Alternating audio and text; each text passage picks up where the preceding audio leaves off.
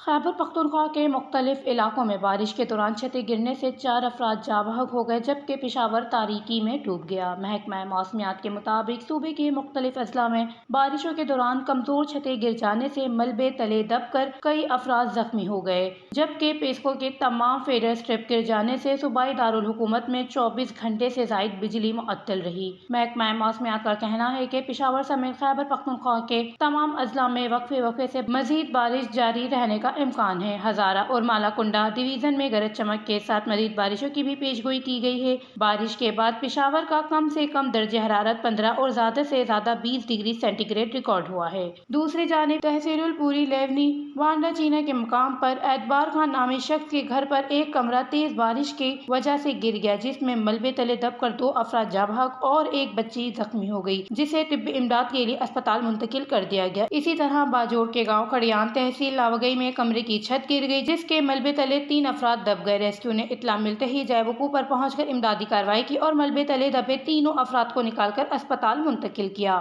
گزشتہ 24 گھنٹوں کے دوران سب سے زیادہ بارش چیراٹ میں 63 ملی لیٹر ریکارڈ ہوئی۔ اس کے علاوہ دیر میں 64، معلم جبہ میں 55، پشاور میں 48، تکتبائی میں 35، شیدو شریف میں 55 جبکہ چترال میں 23 ملی لیٹر بارش ریکارڈ کی گئی۔ بارش کے ساتھ ساتھ خیبر پختونخوا کے بالائی اضلاع میں برف باری کا سلسلہ بھی جاری رہا۔ محکمہ موسمیات کے مطابق کالام میں 5 انچ تک بارش ریکارڈ ہو چکی ہے۔ ترجمان پیسکو کے مطابق بارش کے باعث 45 فیڈر متاثر ہوئے جس کے بعد بجلی بحالی کا کام جاری ہے۔